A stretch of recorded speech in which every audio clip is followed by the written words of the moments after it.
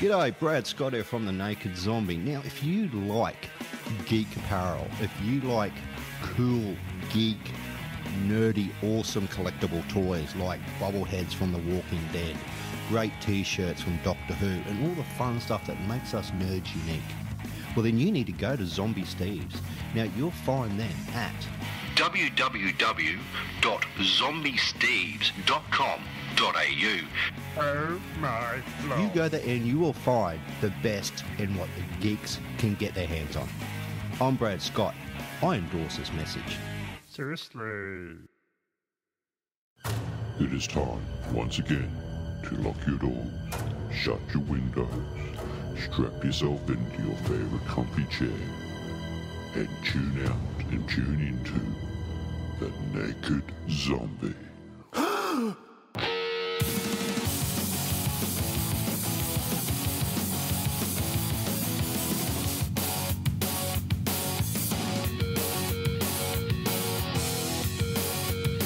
G'day boys and girls, it is Brad Scott, and joining me in the cardboard box once again is Liam for the Naked Debate. G'day Liam, how are you, mate? Good, how are you? It's been a while. Oh, it has been a while, and your hair is looking long and luscious. It is.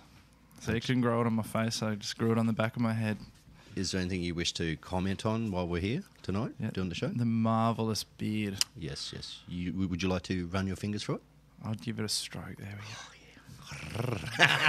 How are you, brother? Good to have you back. And it's been a little wee while, as we all know, because I have sort of been down for the count for the last couple of weeks with the back, but I'm slowly getting there, as usual.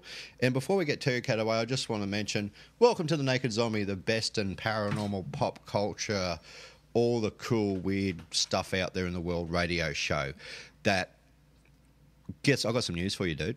News? You remember when we first kicked off, I think it was, it would have been going for about 6 months, we actually, the web service provider, took us off. Yep. Because we actually... It failed.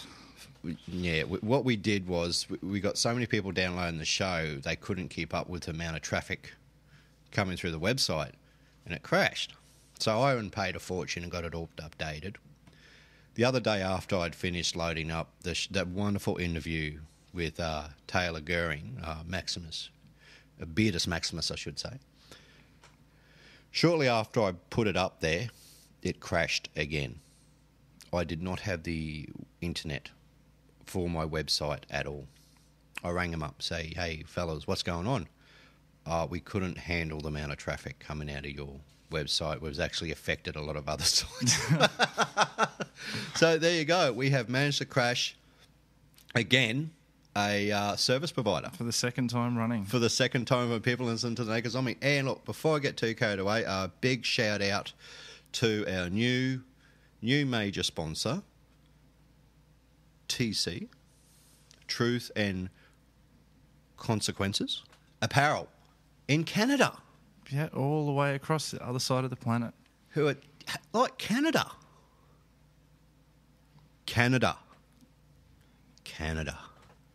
Where are we? We're based in where? We're in Australia. And where's our new sponsor? In Canada. How cool is that? So TNC actually come on board and approached us, and they are now one of our major sponsors for The Naked Zombie, and we'd like to welcome aboard. So in the next couple of week or so, you'll see all the details up on the website once I get it all sorted out and stuff like that, and we finish doing what we need to do. So I'm really stoked about that. It just means a zombie has spread like a venereal disease.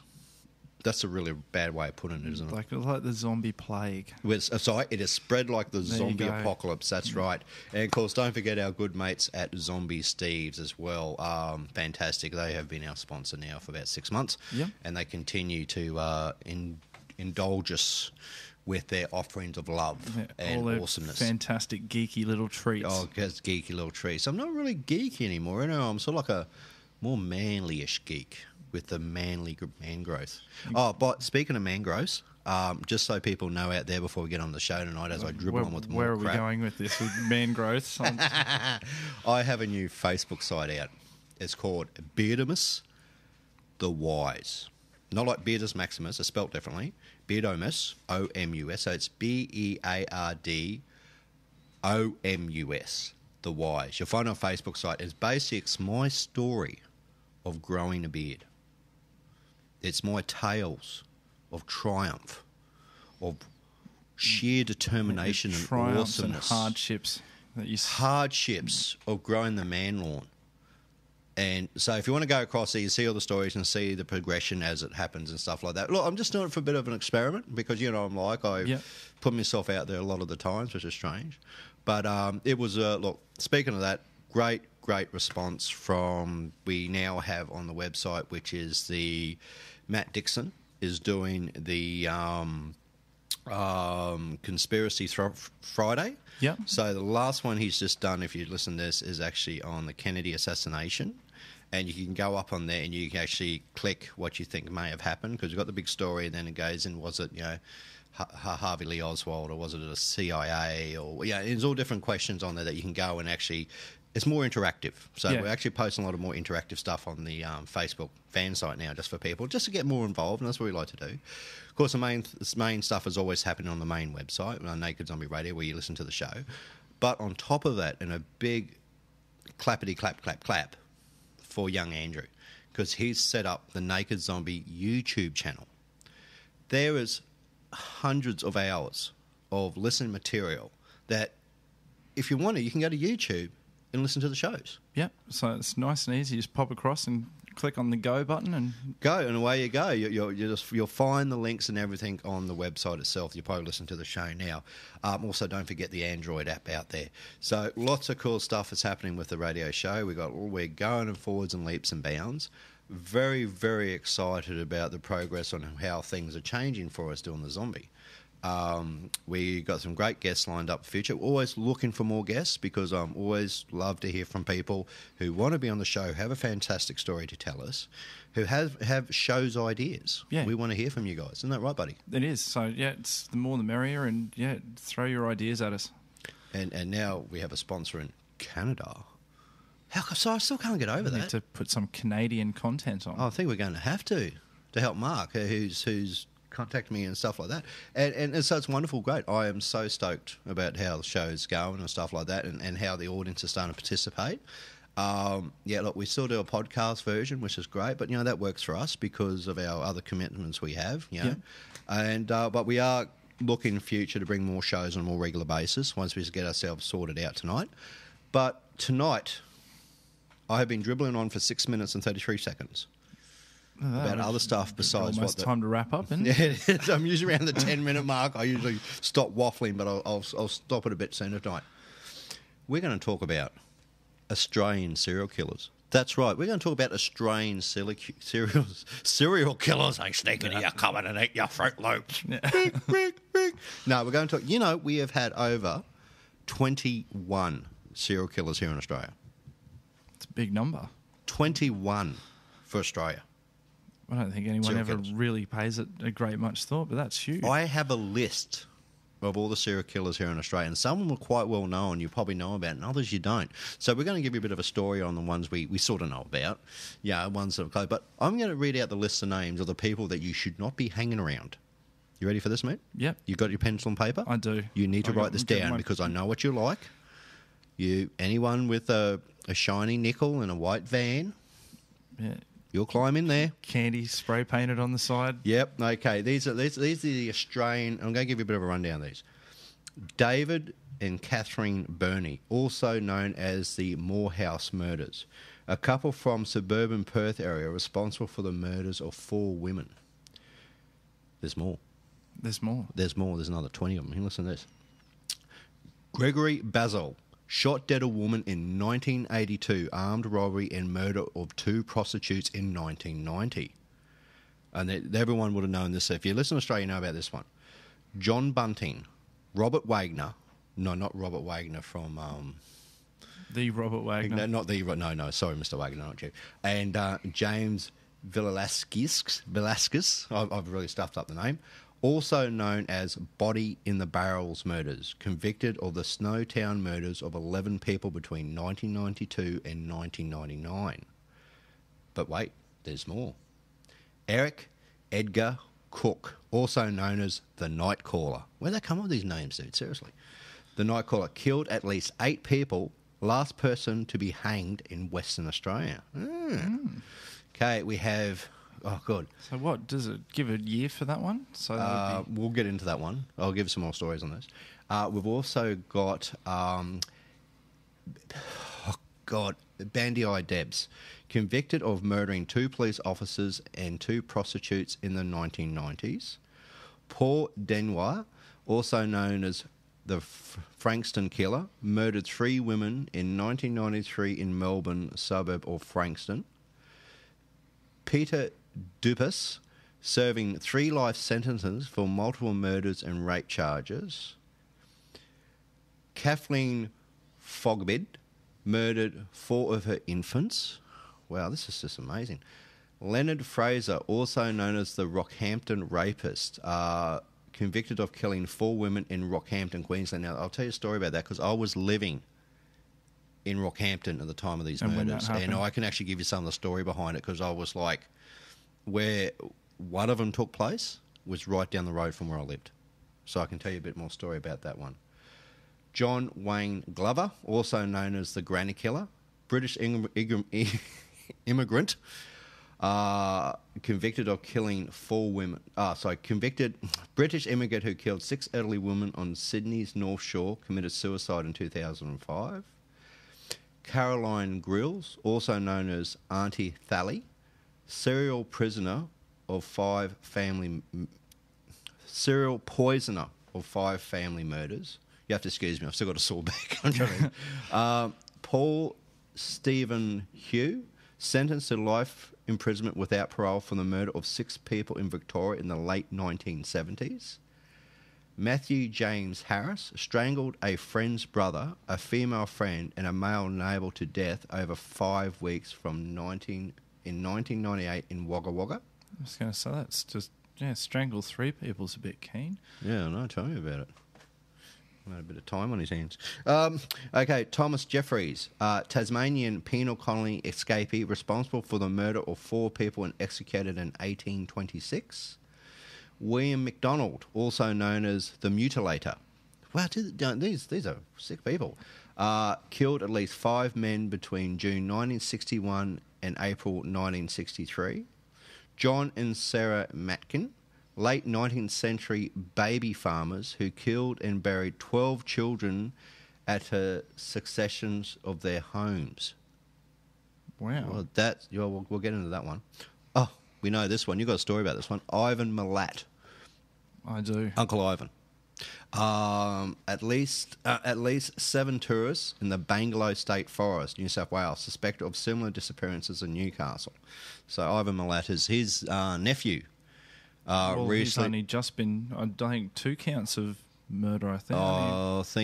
A friend. He killed a friend because he wanted to live to his uncle's... Only a few months ago. Yeah, he wanted to live up to his uncle's reputation as a Milat. Oh, I mean, nice. Martha Needle, poisoner of 4 family members and boyfriend's brother. Martha Rendell killed 3 stepchildren with a hypodermic acid. Sorry, you have to excuse my reading. I haven't got glasses on. Hydrochloric acid in the 20th century. Last woman to be hanged in Western Australia. Arnold Soderman, also known as the schoolgirl strangler, killed 4 children in Melbourne in the 1930s. And last but not least, of Australian serial killers, Christopher Worrell and James Miller, also known as the Truro murderers, convicted of killing 6 victims. That's what we had in Australia here, and a lot of these blokes are still alive. Yep. Because we did away with the death penalty. So these people are still alive. But it's curious, because I'm going to have to actually see if I can get a police officer in who deals in homicide and stuff like that. Then maybe they can give us more of a talking to about how a serial killer mind works. Because I don't really know, to be honest with you, even because I'm just a lovely guy and I just want to burn things. Yeah. You're more the mind of an arsonist than a... Yeah, I suppose, you smell that as burning flesh. Yeah. So what we've got in Australia, we've got 21 recorded serial killers for our small country, for our young country. You think about it, mate, and half the people wouldn't know about these. So we're going to delve into the ones that we know a little bit about.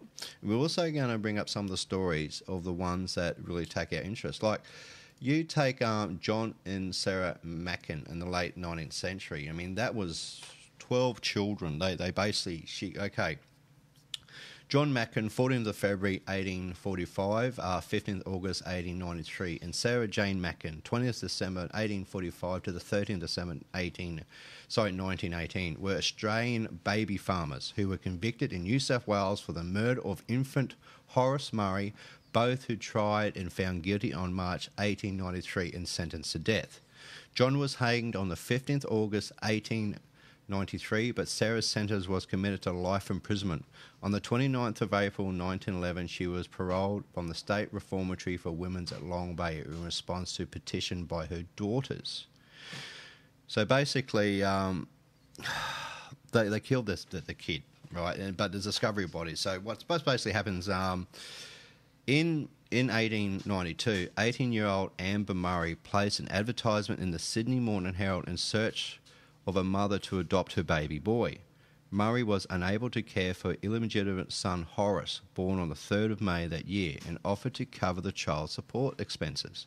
The Mankins replied as they were willing to take care of Horace in exchange for 10 shillings per week. Daughter Blanche Mankin accepted the upfront payment of £3 and picked up the child.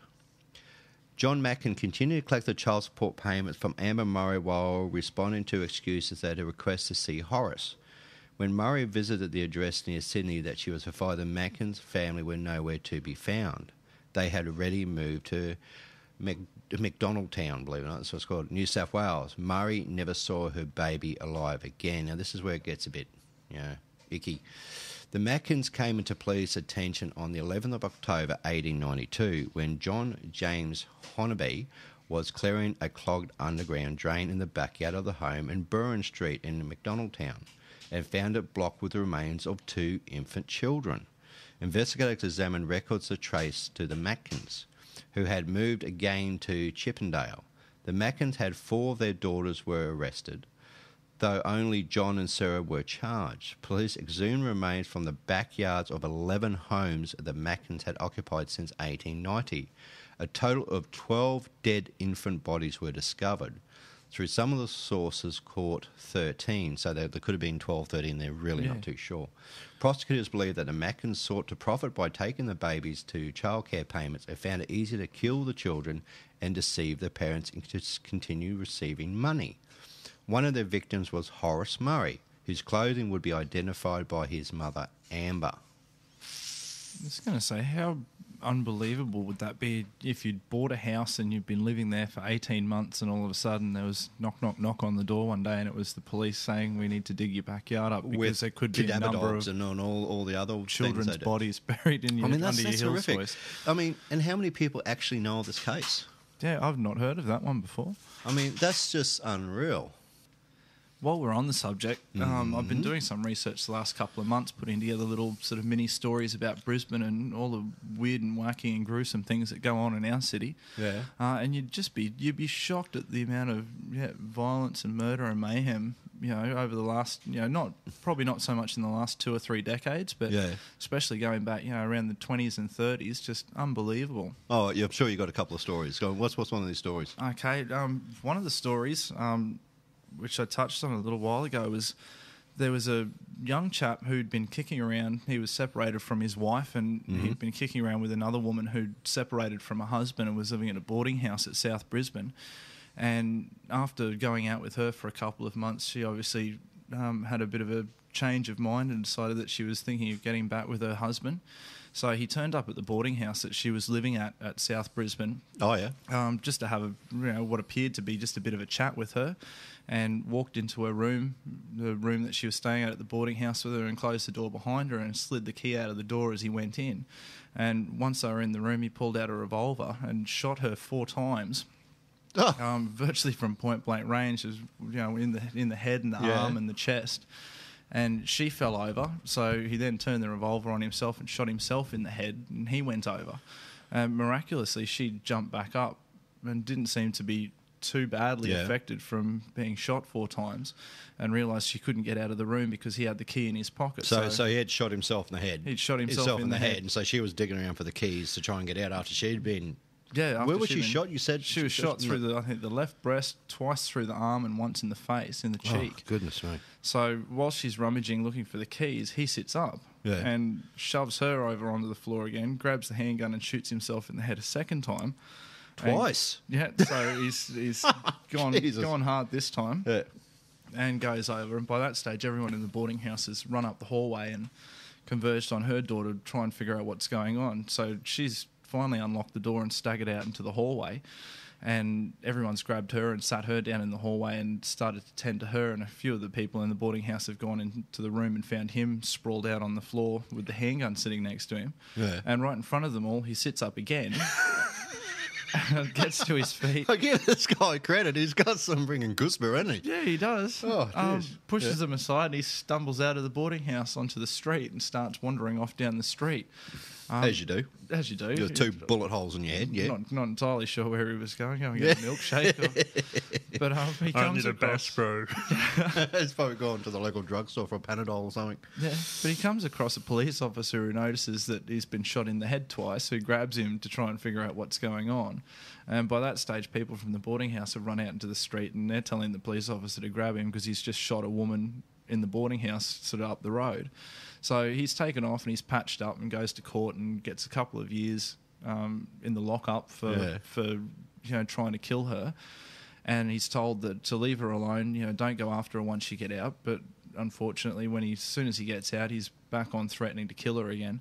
So he gets put on a bit of a good behaviour bond for about a year, and I think it was obviously about £20 or something, which at the time was a quite a lot of very money. sizable amount of money for his good behaviour bond. And he vanishes out of the media and out of the police records for a couple of years when he finally turns back up in the police records again. And it turns out by that stage he's hooked up with another woman over at sort of near Wollongabba. Mm. And he's moved in with her. She's living in a rental house with all of her furniture and everything. And the owners of the house came up with this brilliant idea to burn the house down because they'd like the insurance money from the house. And his girlfriend goes along with it because her furniture's insured and she wouldn't mind a bit of cash as well. So the two of them burn the house down. And as soon as she gets the insurance payout, she hoofs off with the money and doesn't give him any. And the owners of the house who have promised him, a decent cut of the money from their insurance money, they don't pay him really either. They sort of throw him a couple of dollars and that's it.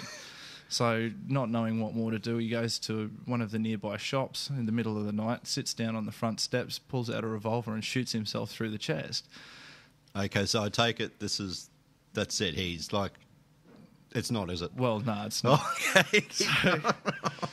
Shortly later, the police are coming past and notice him sprawled out on the footpath with a handgun next to him and go and examine the body. And sure enough, he sits up again. He's shot himself through the chest. So the third time he's shot himself in the space of 6 or 8 years. And he's still fighting fit pretty much. So they take him off to hospital and patch him up where he confesses to burning the house down and ends up doing another couple of years in prison. So is there any other story happened besides that after that, or you just sort of dropped off the face? No, after that he just drops off the face of the earth. So we can only hope that he learned his lesson. So he basically shot himself 3 times. Yeah, and survived. 2 in the head. Yep. Brain damage? Did they think it? Well, yeah. By the time he got picked up a couple of years later, it didn't seem to have slowed him down any. So. Oh man. Well, speaking of twisted, I've got another one for you here that people probably don't know about. Eric Edgar Cook. Okay, he was nicknamed the Night Caller back in back on the 25th of February 1931 he lived till the 26th of October 1964. He wasn't an old fellow when he passed away. Was an Australian serial killer from 1959 to 1963. He terrorised the city of Perth, Western Australia, by committing 22 violent crimes, 8 which resulted in deaths.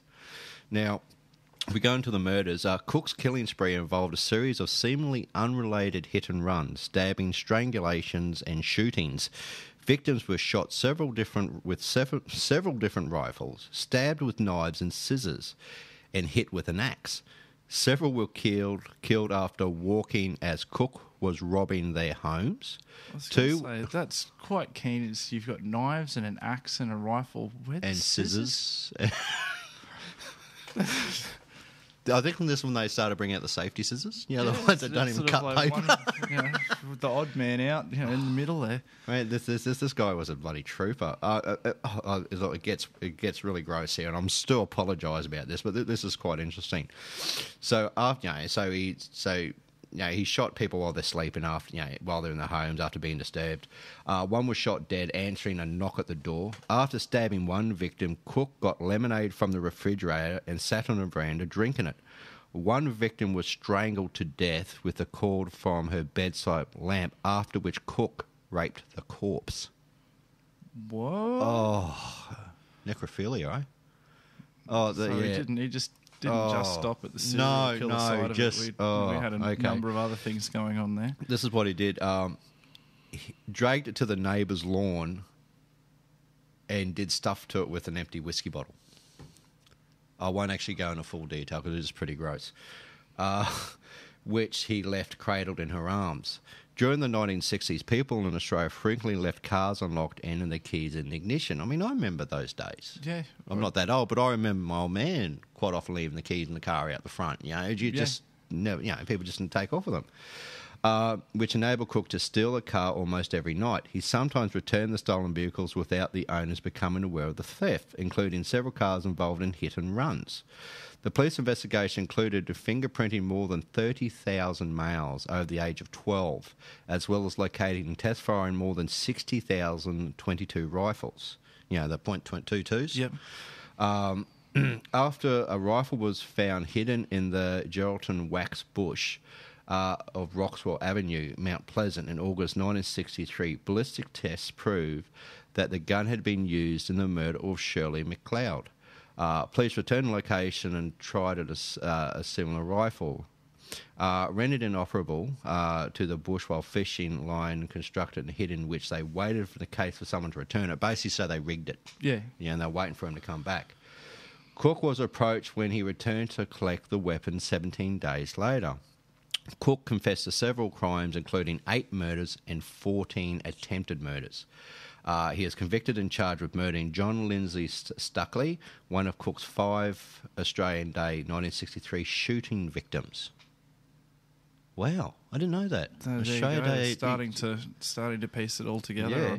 In his confessions, Cook demonstrated an exceptionally good memory for detail of his crimes, irrespective of how long ago he had committed the offences. For example, he confessed to more than 250 burglaries and was able to detail exactly what he took, including the number and the denominations of the coins he had stolen from each location. Wow, so it's like some obsessive compulsive chucked in there as well. Well, he was executed for his crimes. So basically, Cook pleaded not guilty on the grounds of insanity, which is always a winner. It seemed to do that a lot. At the trial, Cook's lawyers claimed that he had suffered from schizophrenia. You think? Sorry.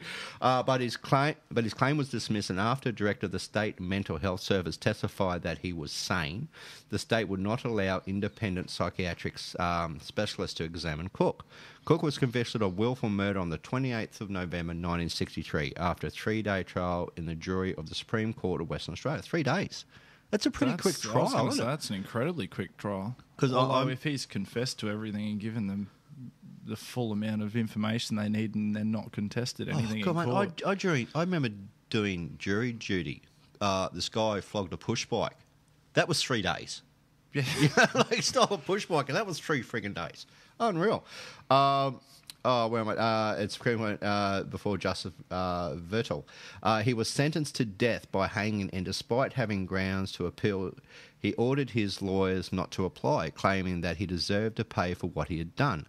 10 before the sentence was carried out on the 26th of October 1964, Cook swore on the Bible that he had killed Gillian Brewer and Rosemary Anderson, claims which had been previously rejected and others already had been convicted for those murders. So he actually said he killed these people, but the people already been charged. Had people locked up. Cook was the last person to be hanged in the state of Western Australia. Cook is buried at the Fremantle Cemetery above remains of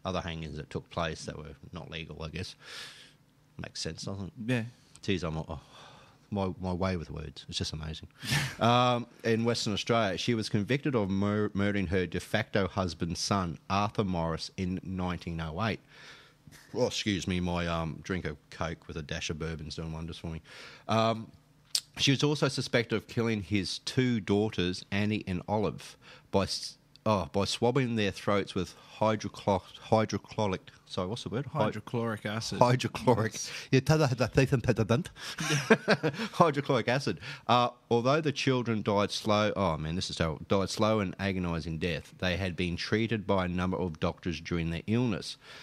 Only one whom expressed any doubts about their deaths. So obviously she'd been slowly poisoned them or caused over time. Oh, that's horrific. Martha Randall moved in with Thomas Nicholas Morris after he had separated from his wife, who had moved out and lived elsewhere. Morris had custody of his 5 children at the time. Randall, who was known Morris, Wallace and Adelaide, had followed him west, moved into the house and posed as his wife. The children were told to call her mother. Randall brutally abused Morris's children, once beating Annie so brutally that she could not walk. Arresting Officer Inspector Harry Mann said she delighted in seeing her victims writhe with agony and from the deprived sexual satisfaction. So she got off on this. By the sounds of it, she was one of those, oh man, we got some sickos in this country. Real twisted monkeys. I mean, we talk about Ed Gein and all the rest of it, and and who's that other guy that liked to eat his friggin'... Oh, Jeffrey Dahmer. Jeffrey Dahmer, that's not ham. That's the other white meat. Okay, basically her crimes included... Randall killed 7-year-old Annie first. Her method was to put something in the child's food that would result in a sore throat. It was alleged that she killed the children by swabbing hydrochloric... Sorry, what was it? Hydrochloric. Hydrochloric. Yeah, sorry, folks out there. You have to excuse me. Look, I'm still on painkillers. Yeah, that's my excuse.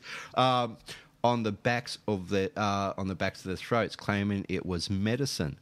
This would inflame the throat until the child could no longer eat, thus would starve to death. Oh man!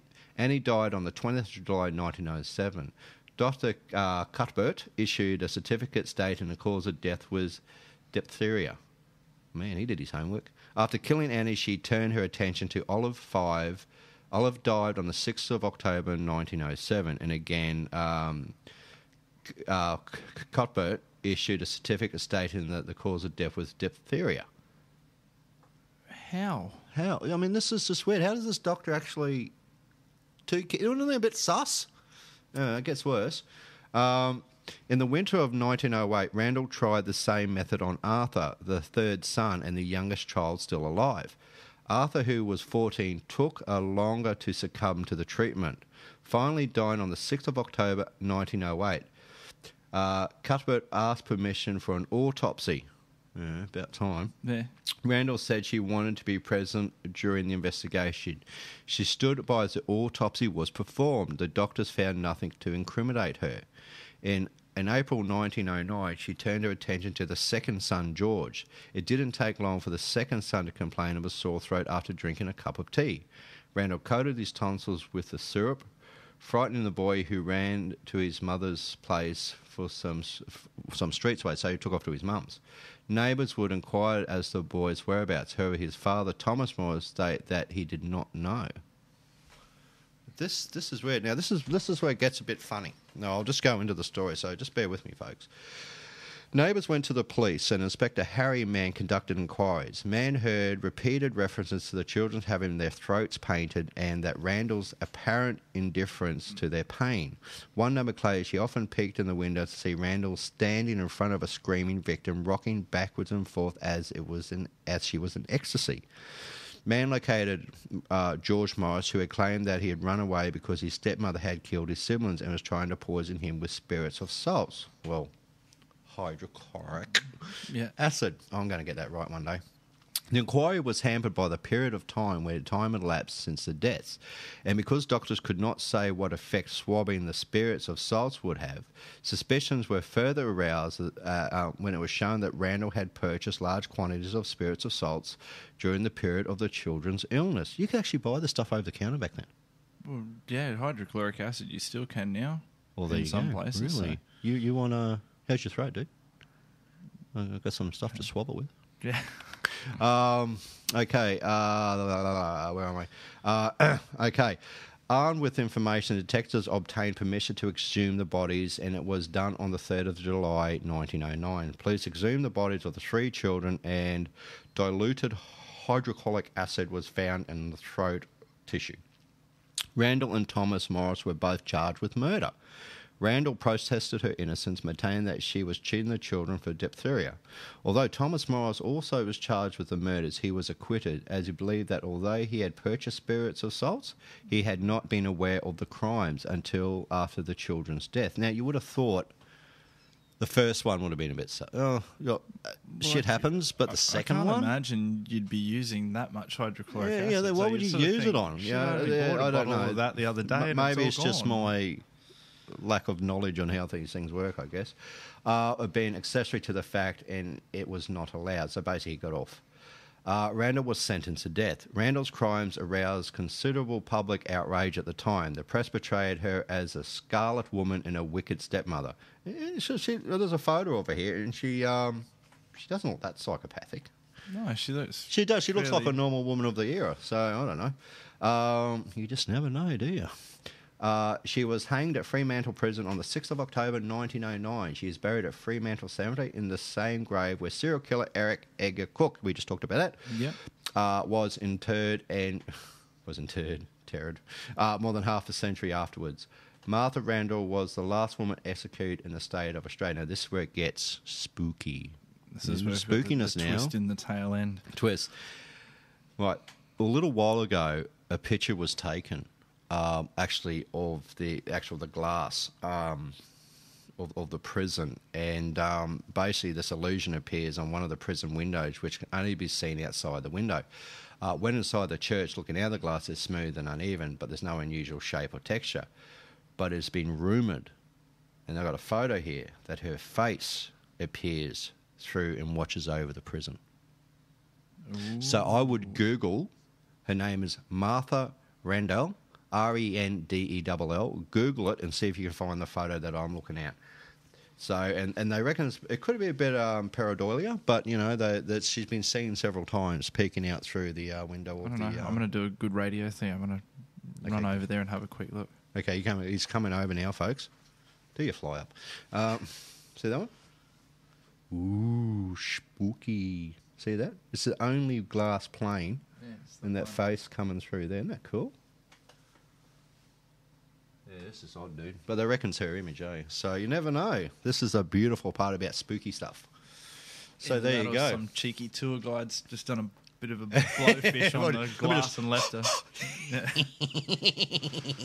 Type thing, you know, that's what happened. So I know it's pretty sad at the same time that you think that, you know, these children suffered this way. Yeah. I mean, it sort of reminds me a lot of the movie Sixth Sense. You know how, you know, I enjoyed that movie immensely, where that young girl comes to him. You know, he's got that little fort Yep. that he hides in. So, you know, that's his safe place where he doesn't see the spirits. But that little girl's Little there, girl comes, and she yep. throws up, and she says, "I'm sick," and she's throwing up, and then it turns out the mother had slowly been poisoned her with some sort of chemical, but the younger sister was starting to go the same way. She's next in line. She was next in line because all the attention the mother was getting, and they had the videotape of the mum pouring this, eating your soup. You know, this tastes funny. Oh no, it's good for you type thing. So I mean, this is a sad fact of the world. There was a lot of sickos out there. Yep. Yeah, and yeah, I'm sure you got a story for me. Yeah, I was just going to say, just along that lines, as far as being buried in the same plots at South Brisbane Cemetery, it's much the same number of the executed criminals' graves there that are, you know, in the heart of the cemetery in 6B have 2 people buried in them. And, you know, like one person would be executed, and then a couple of years later, the grave would be reused by the prison for, you know, somebody else who was right down the track. So just explain so to listeners, because I don't really understand it myself.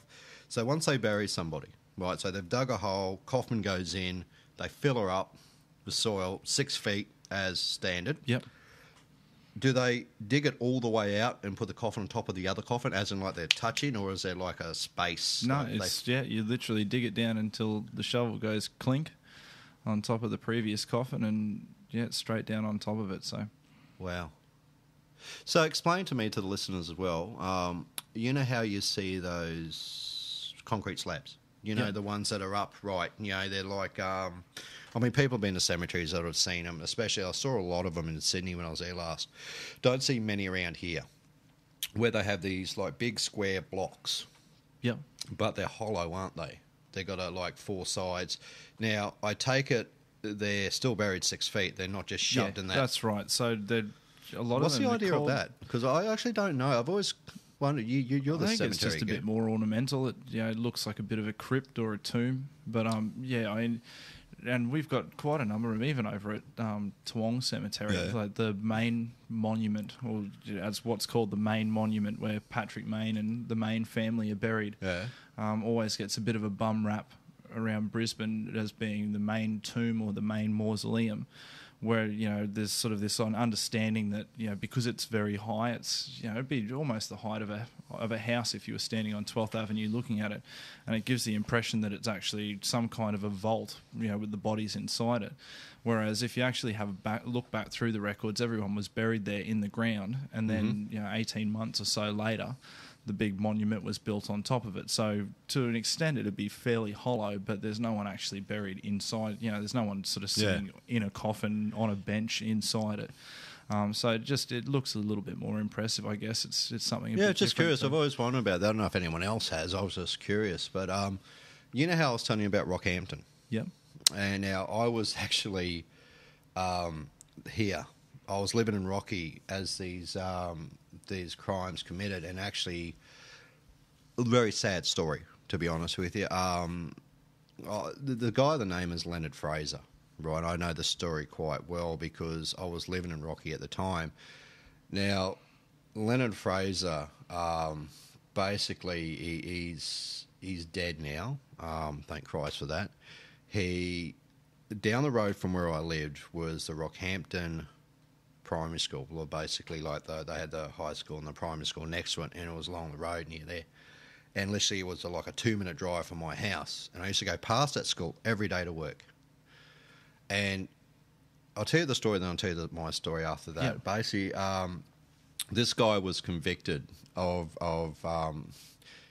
abducting a 9-year-old girl in Rockhampton. Leonard Fraser had spent 20 years of the proceedings, 20 years behind bars for the rape of other women.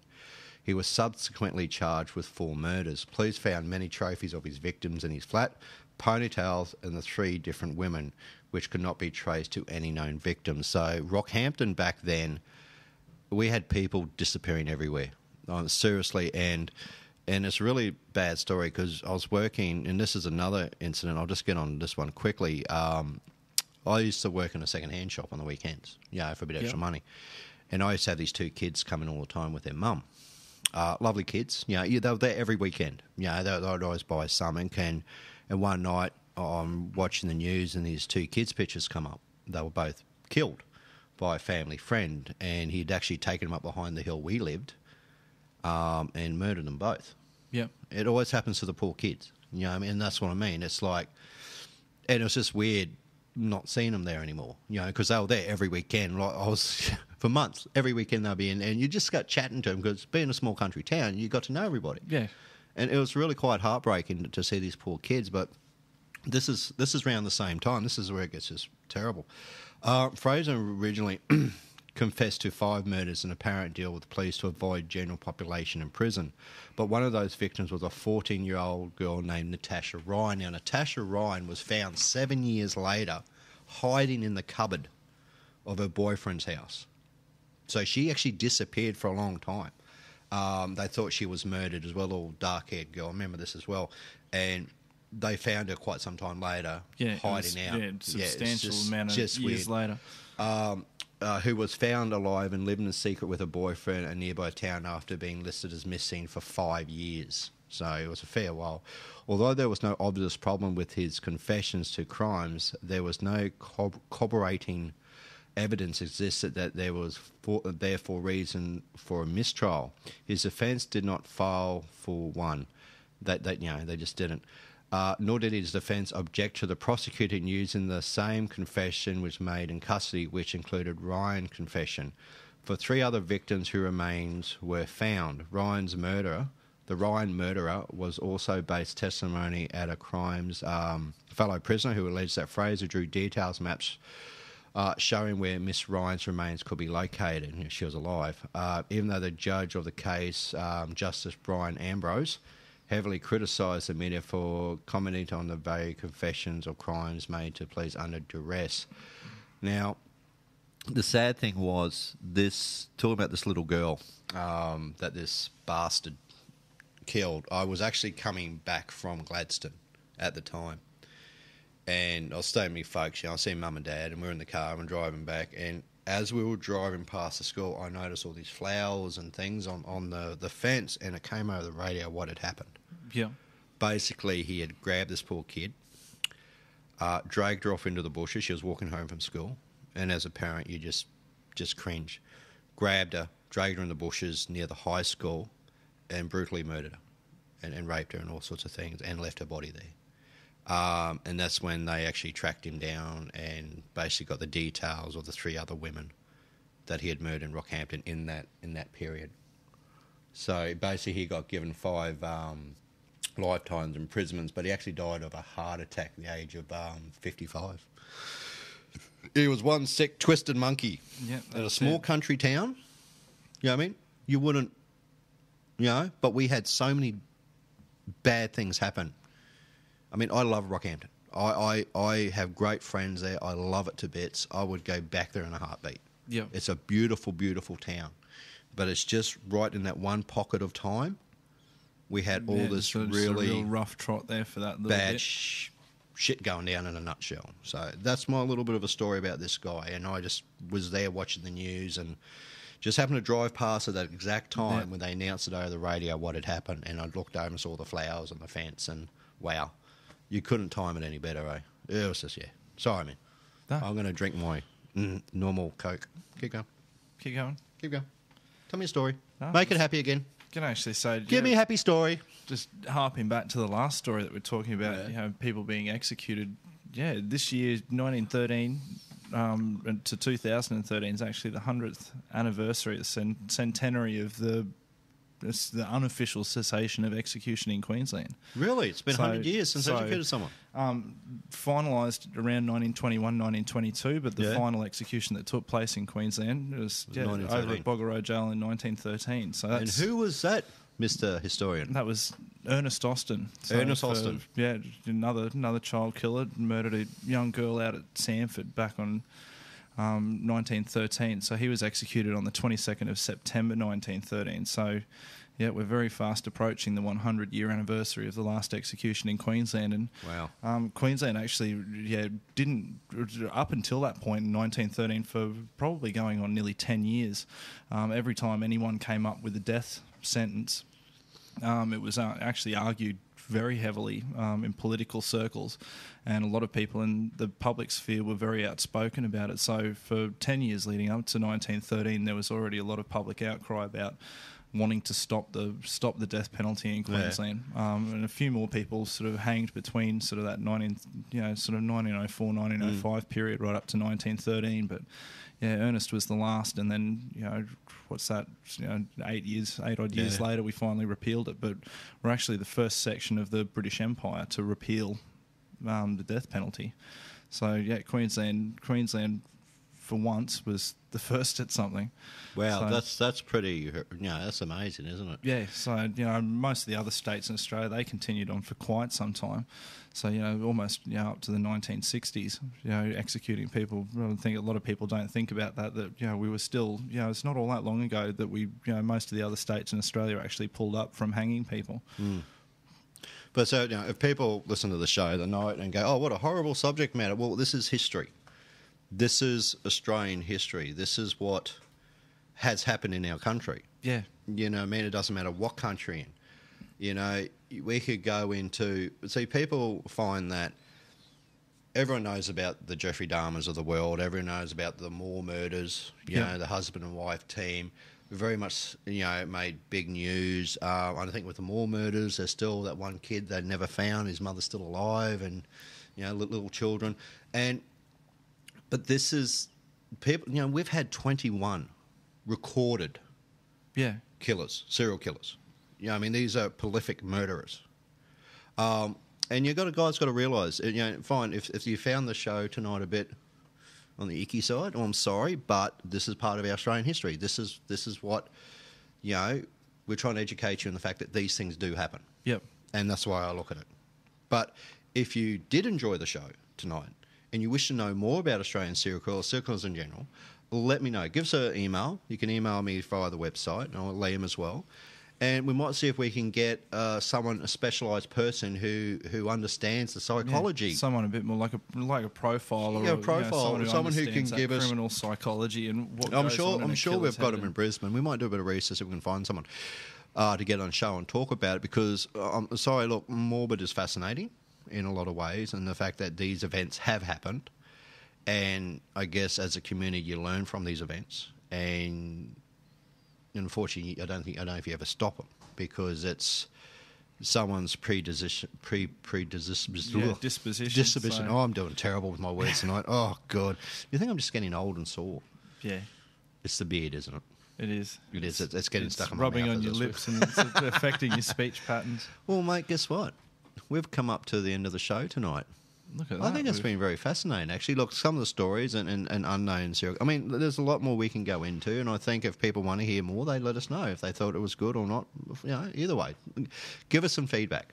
If you want to give us some feedback, what you do like, what you don't like of the show, we're always open to ideas and stuff like that. And thank you, Mr. Wolf, for giving me 7,000 different high-end topic subject matters to go off that are going to last me for months. Yeah, we'll deal with those over the next 15 years worth of episodes. Just on a happy note, congratulations to Mr. and Mrs. Wolf, huge Matt and congratulations. Chantel, expecting another child. So congratulations, guys, and fingers, you know, we love yous. And, Yep. you know, thoughts are with you, and can't wait to catch up real soon and spend a bit of time with you. And also, a big thank you to our good friend Taylor Goering, aka Beardus Maximus, for doing a fantastic show and the other night, and it's got a huge response, massive.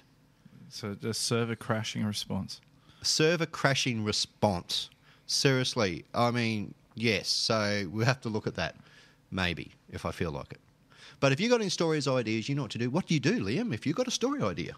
Yeah, get in contact with us through the Facebook page or on the website and shoot your ideas through. Because by all means, the more the merrier. And it's, you know, if you don't enjoy the show, then there's no point in us doing it, is there? That's right. We might pack up a bacon ball and go home and burn things. All right, I'm Brad Scott, and joining me tonight in the cardboard box, as we call the zombie studio, was Liam. Thank you very much, Liam, for joining us tonight on another awesome. And great seeing you with your luscious, long, manly.